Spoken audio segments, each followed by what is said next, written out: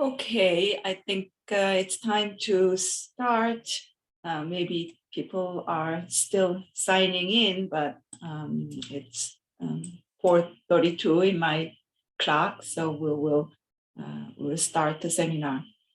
Thank you very much, everyone, for joining us today.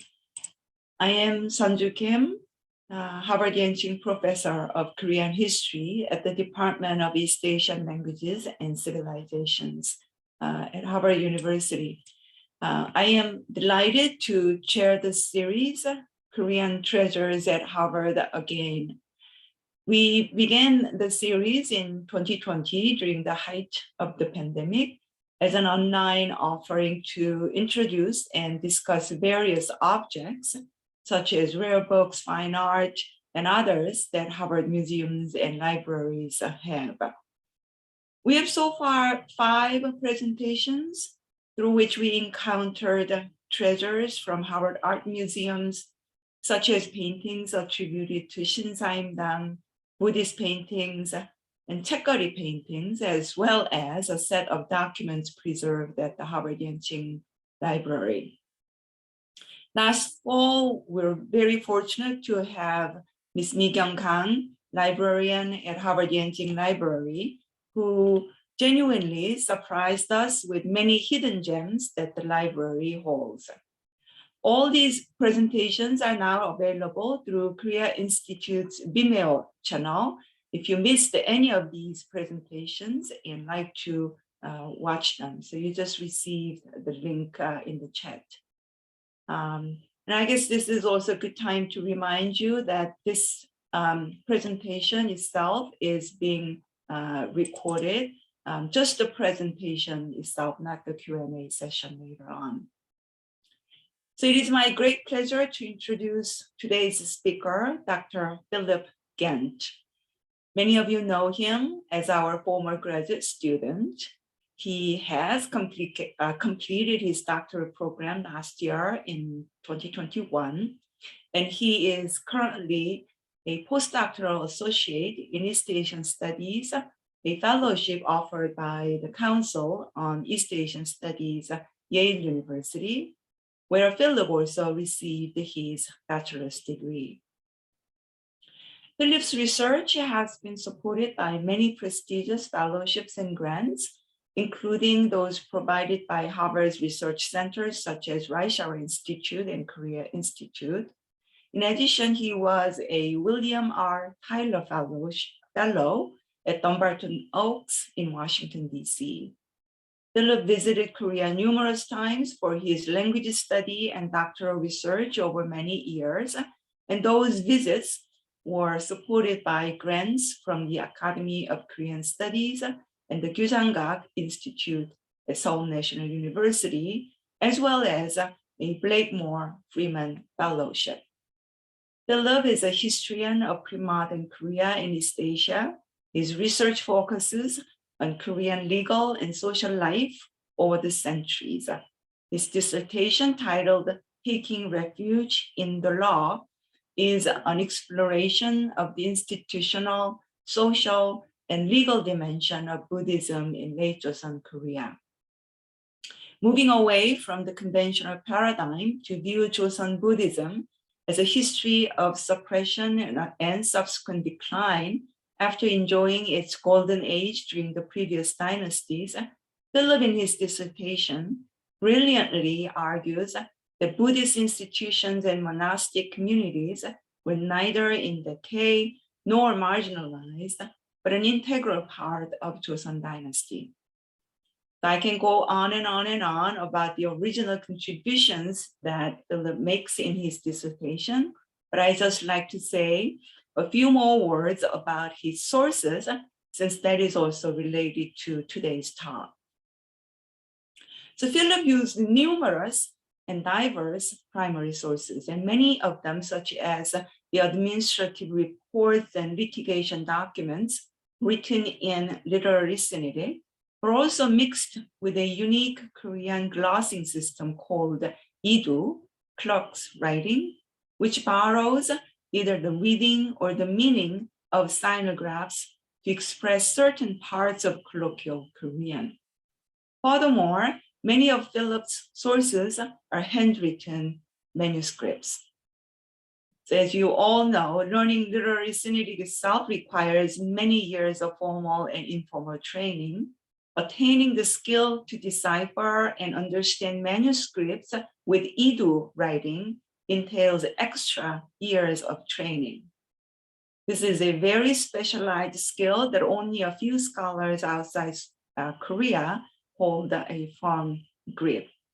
And Philip invested many years to master this particular skill, which allows him to explore the untapped treasure trove, such as the particular documents that he is going to discuss today. Royally-Bestowed certificates in the Harvard-Yenching Library Korean Rare Book Collection. So Philip, welcome back to Harvard virtually, and floor is yours. Thank you very much. Thank you, Professor Kim. Thank you to the Korea Institute for making this series possible, and for inviting me to join. It's a real honor. I've been following along over the past 2 years as it's developed, and really just basking in the glow of all that we have to offer at the Harvard-Yenching Library, at the Korea Institute, and beyond. And thank you all for coming. I know it's a bit of a dreary spring afternoon, and appointment certificates don't sound like the most exciting thing, but I did hope that the presentation provides you with something worthwhile, as well as something empowering, something that sort of gives you the tools that you need to get into the archives that we have at Harvard and to enjoy them and use them. That said, I am afraid that maybe I bit off a bit more that I could chew with some of the source base, so forgive me if some of the PowerPoint gets skipped over. I'm hoping that we leave enough time at the end of the presentation for discussion or looping back to any topics of interest that you may have. So with that said, I'm going to try to share my PowerPoint here. Okay, and then let's see if I can get it started. Can everybody see the PowerPoint? Okay, and everybody can hear me all right? Perfect. Okay, so the source that I wanted to introduce today, and even I think when I spoke with Professor Kim last year, she mentioned it might be something of a snoozer, but I'm hoping that I convince you otherwise, is royally-bestowed certificates, or certifications that we hold in the Harvard-Yenching Library Korean Rare Books Collection. So a bit of an opening reflection. I wonder if anybody's familiar with this meme. I saw this back in the summer and I loved it. I thought this was the original. There's actually kind of some sort of more grotesque original, but this is the goal, right? To be unbothered, moisturized, happy in your lane, focused and flourishing. I must admit that for as kind as Professor Kim's introduction was, I am not actually a specialist in this particular classification of documents, nor would I rank anywhere in the ranks of Korea's paleographers and historians of its documentary history. So I'm a little bit out of my lane, a little bit unmoisturized, perhaps unfocused, and hopefully tending toward flourishing, but we'll see. On one of the fellowships, or on a number of the fellowships that Professor Kim mentioned in my research year, my fieldwork and research here in Korea, had the great fortune of being at some of the great archives in Korea, based at Kyujang-gak, and as well as I had a short-term fellowship at the Academy of Korean Studies with its Changseogak archives. And there I got to meet the real greats of Korean paleography, the archivists and scholars, and the people who run the paleography department at AKS. I got to attend the Gomunso Hakgyo, the Korean manuscripts school, which is more of like a public lecture series right at the end of my time there, and really cut my teeth on some of the manuscripts. And then when I began my time at SNU, Kyujang-gak, I had the great fortune of doing auditing a one-year lecture with Professor Choi Seung-hee, who who, as you see, wrote the book on Korean paleography manuscripts and their use in Korean history. Back in the 80s, it's been revised, and it's still a well-worn copy for historians and for paleographers in Korea and outside.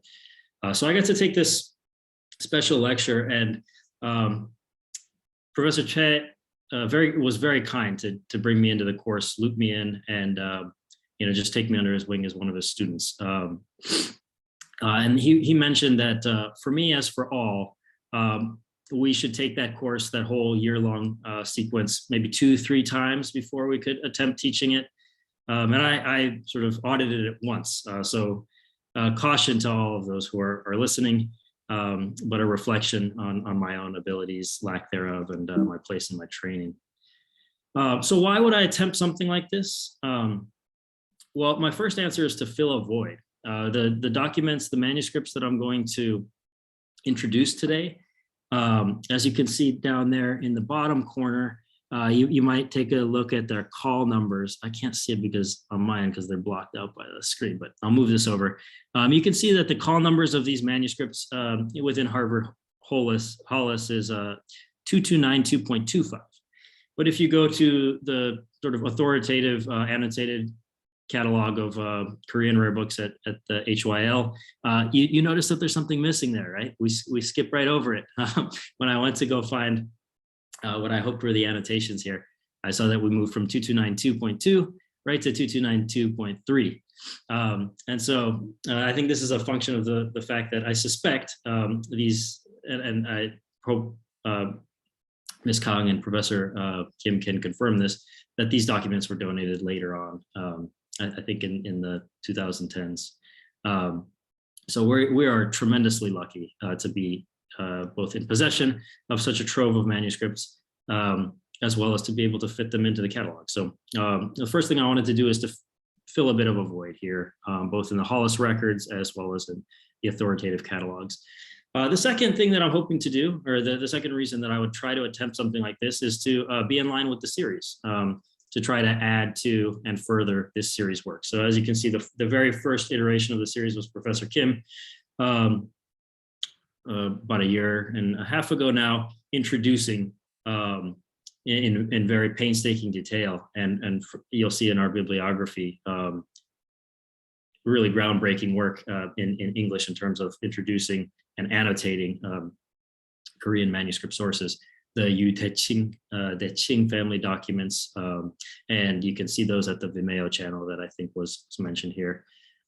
Later on in the series, Ms. Kang, the librarian for the Korea collection, discussed some of these very kinds of treasures in the collection. So I'm hoping that we sort of keep arming you with the paleographic tools, get you interested in the paleographic impulse, and also just introduce you to the hidden gems and the understudied gems in the collection.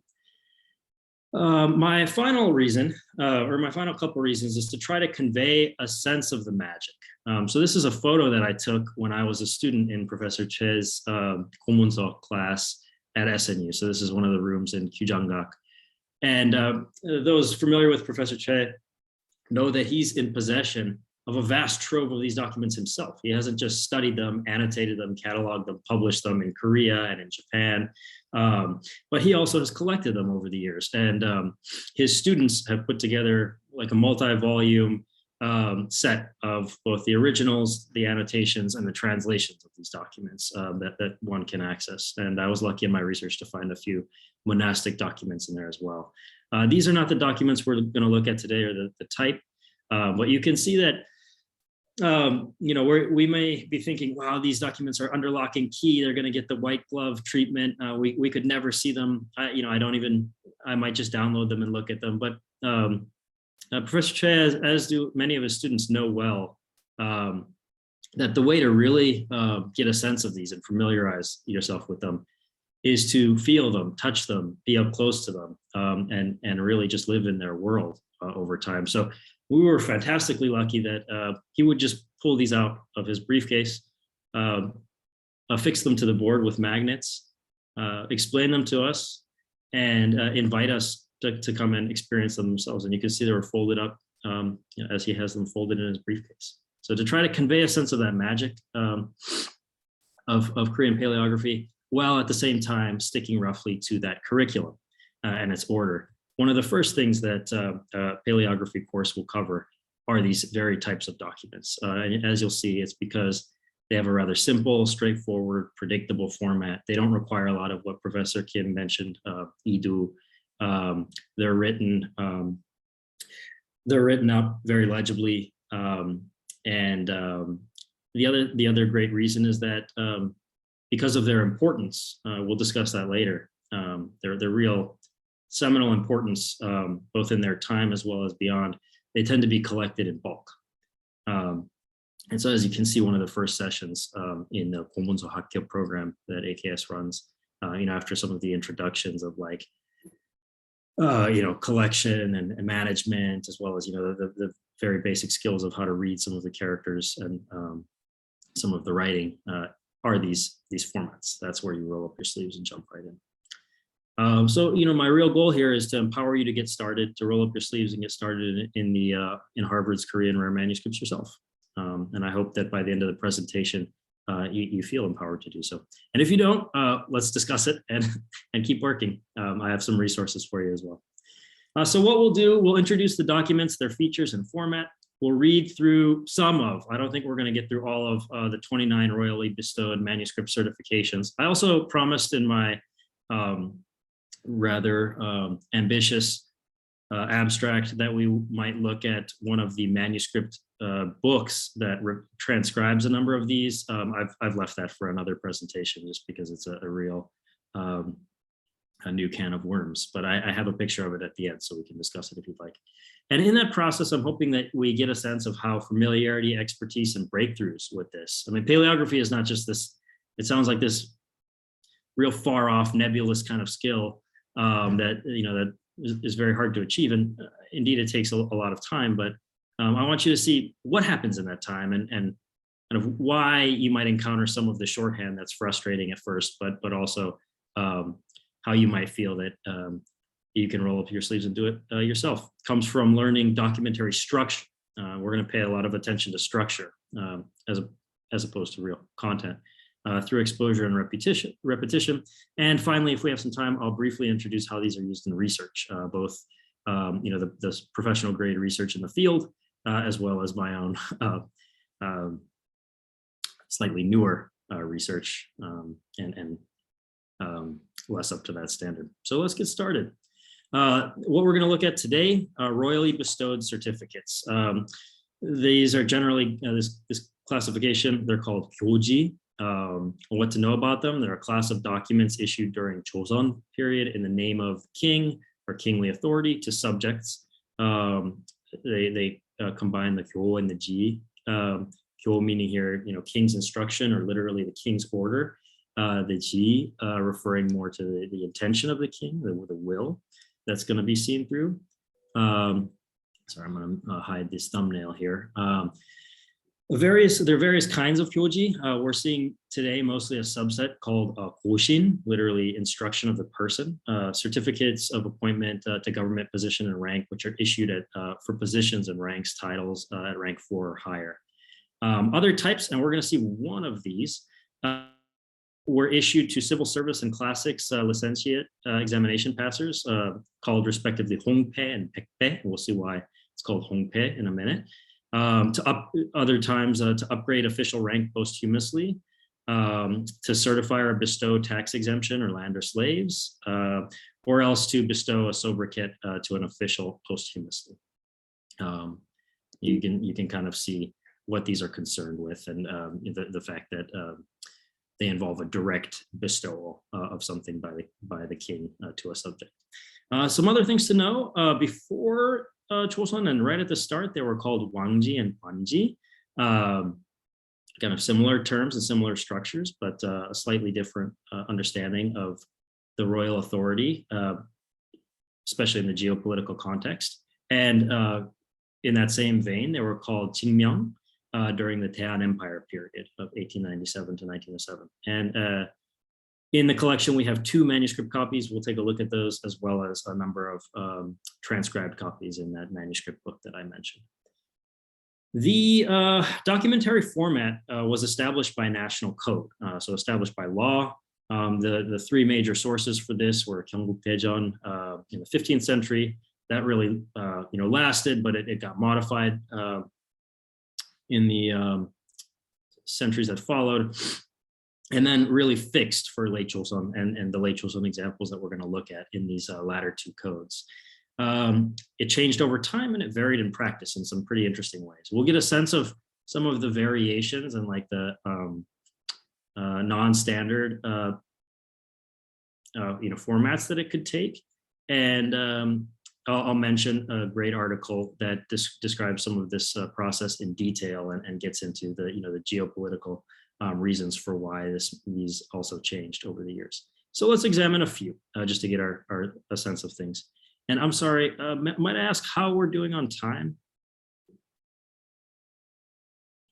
You have 10 minutes. 10 minutes. All right. So we're going to run through these pretty quick. Let's study the following document for a minute and just notice actually what you can take it. These are the documents that we're talking about here. I'll give about 30 seconds. Let's say I said a minute before.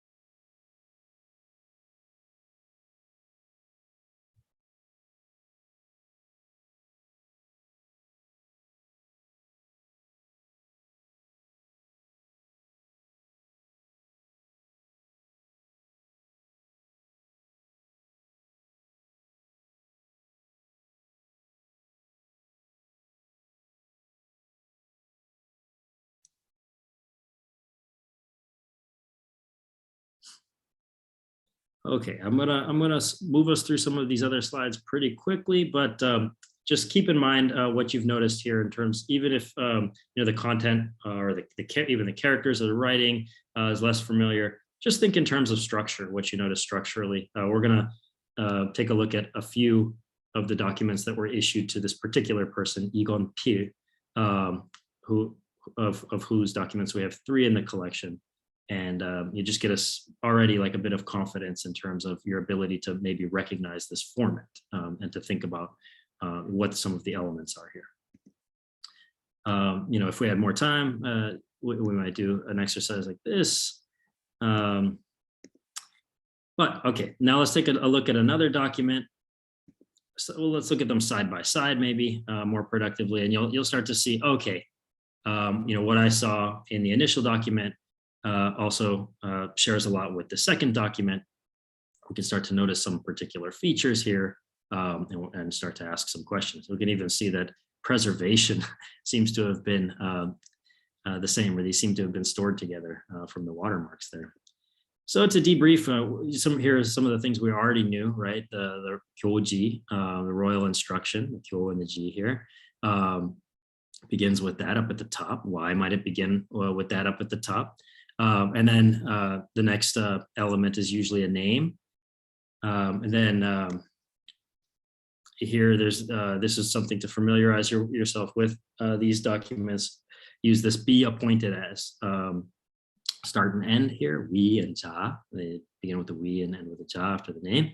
And then what do you think is in the middle? Probably some kind of a post or a title or a rank.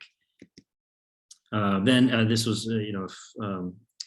for those less familiar with classical Chinese or Chinese characters, we can already start to make out that there's a year, there's some numbers. Those familiar with rain dates might see a rain date here. And this is a third example of the documents that are issued to Egon Pil here. And we can already see comparing the 2 rain dates that he seems to be serving in 2 different reigns. One is Xianfeng, the other one is Tongzhi reign. The other thing you might notice here is that these are Chinese rain dates, which we'll get to a little bit later. So, what do we discover? All of these documents are appointment certificates called the Goxin Gyoji that I mentioned, issued by the King of Joseon to Egon Pil. They're issued under 2 different kings and 2 different reigns. 1 and 2 were by Cheoljeong, And during the Xianfeng reign, the final one that we saw there was by Guo Zhong in the Tongzhi reign. And then these other parts are not quite as salient. The first document, here, it'll be easier to see here how this works. So again, we have the royal instruction, we have the name, we have this be appointed as format. Then here are some important elements to keep in mind. We have a Solak commander, which doing a little bit more research, we'll see that this is a title with a rank. Then we have this hang character, which I'll always be grateful to Professor Kim for in her document seminar. It is, despite the fact that I study monastics who typically don't have this title and spend all my time here, it is like one of the single most frequently used and useful things that I learned in that seminar in attacking any kind of document. The hang here meaning breveted, referring to the fact that somebody is holding a post that is ranked lower than their actual rank in the government that they've achieved or their title. And then you already start to see that perhaps this title comes with a higher rank than the post which follows, which is this vice lieutenant colonel of the Yongyang Guard post. Breveted here is immediately tipping you off, even if you don't know those particulars for these complicated titles in the Joseon official system. The breveted will tip you off to that fact. It sometimes it mostly appears, it sometimes doesn't appear. So that gets to that documentary unstandardization that occurs throughout the 5 centuries of the dynasty. Then in back here, very faintly, you see a seal of issuing authority. I am not an expert in seals, but this is a good guess for what it says, and I can introduce why I think that a little bit later. I also invite those trained in reading seals to weigh in. You have really excellent copies of these, and you have a great resource at the very least in my colleague Graham Reynolds, who trains in this. And then you have the date. You have a reign date, a year, a month, and then a day. And you can't see this here, but typically that's left blank. That is quite typical of these manuscripts. The fact that the month and year are specified, the day is just left blank. Sometimes it's filled in though, and we'll see that. So I won't get into the particulars here. This was the last certification that we saw, appointing again the same person, Igon Pil, to a post with a portfolio with a title. And the reason for this is that the post and portfolio are ranked 2B positions, but this particular subject holds a higher 2A upper ranking. And so, in holding this post, this lower rank post, he's afforded the privileges and presumably the salary of the higher rank. Okay, so next up, what I would have liked to do is to do a deep dive into the career of Sun-Joo, whose documents make up the bulk of the collection. There are, I believe, 25 of them, 24 or 25 of them.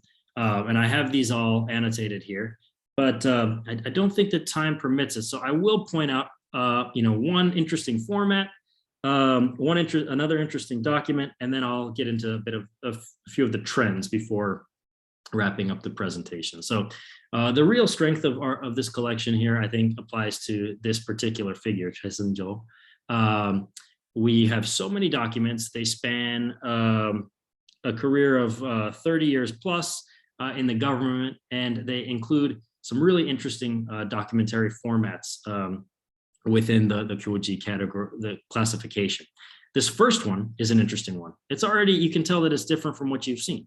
The orientation is different, the color is different, and once you get into, roll up your sleeves and get into the content, you can see that the content is different as well.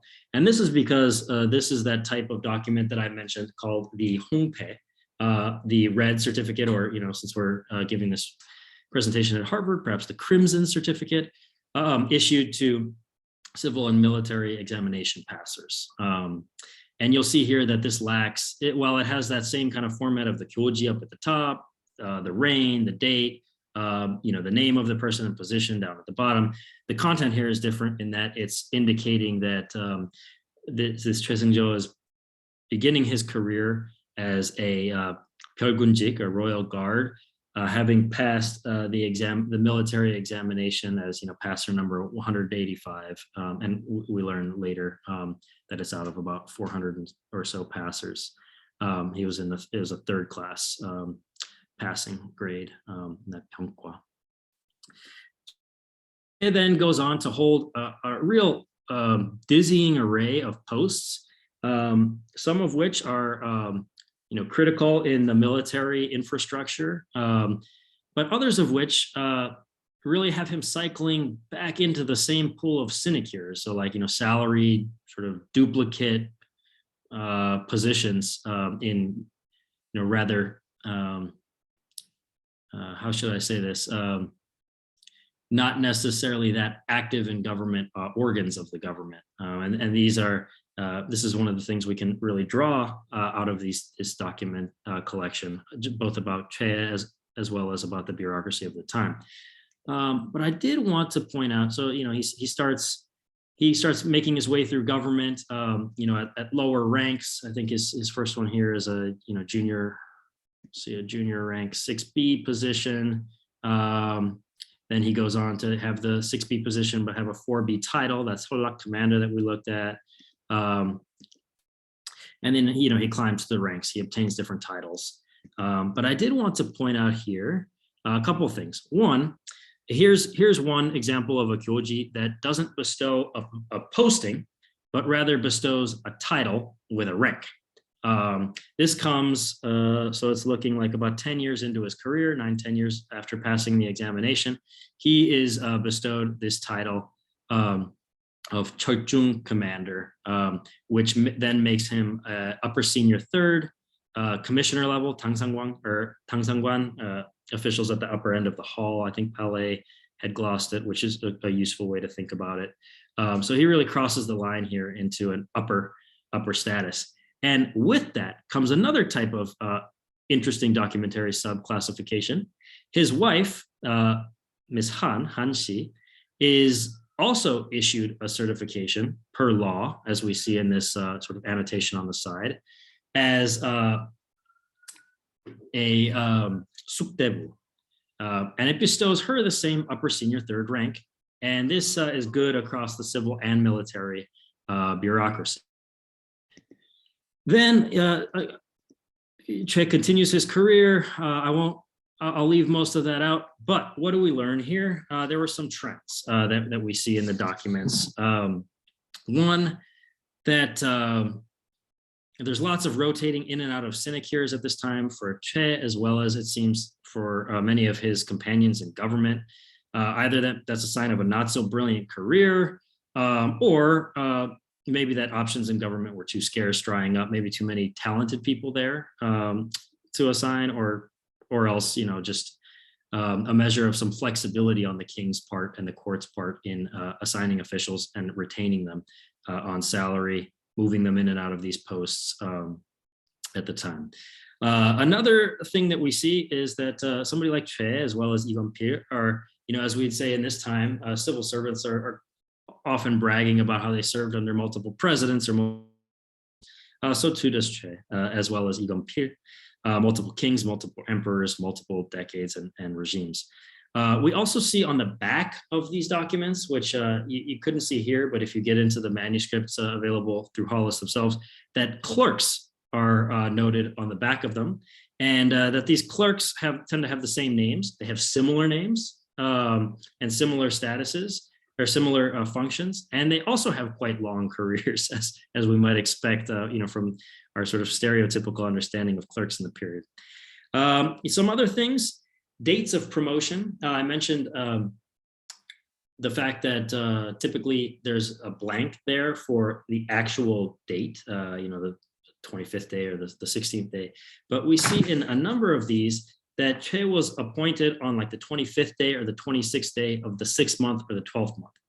And, for the 12th month, that's pretty nice. It's almost a Christmas present, but you can confirm that this type of thing is happening And you can understand it better if you look at something like a local source like the Kaksatungo, these records of local administration, in which constantly at the end of the 6th month and the end of the 12th month, there are the performance reviews and the legally required promotions, demotions, rewards, and so on and so forth. So, paying attention to those dates as flagged here is something worthwhile for your later research. Also, we see a lot of mismatches between post and rank that necessitating that title specification, that breveted. So there, you can see that Chosun came up with an easy way to deal with this and an easy documentary format for dealing with it. But you can also kind of see some interesting things. Some positions, in this collection, especially some concurrent military positions or fortress guarding positions, something that is of real interest to me.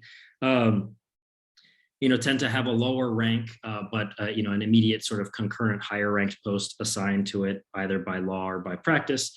And you can there's this scandal, I think, in an area closer to home for us of the so-called assistant adjunct deputy lecturer, unsalaried at a university. We can see something kind of like that. A real dignitary comes to campus and is on the one hand serving in a real dignitary type role, and on another hand is assigned such a junior sounding title concurrent. Then faithfulness to law and the books, even as there's a lot of mismatch, and that is a source of opportunity both for like bureaucratic maneuvering and flexibility in the court and the king, as well as for officials. Finally, we see some of these had records of precedent and procedure and network literally written onto them. So over by the date line here in some of them, sorry, my dog is attacking me here. So by the date line, you can see something like this kasol, or the date line here, right?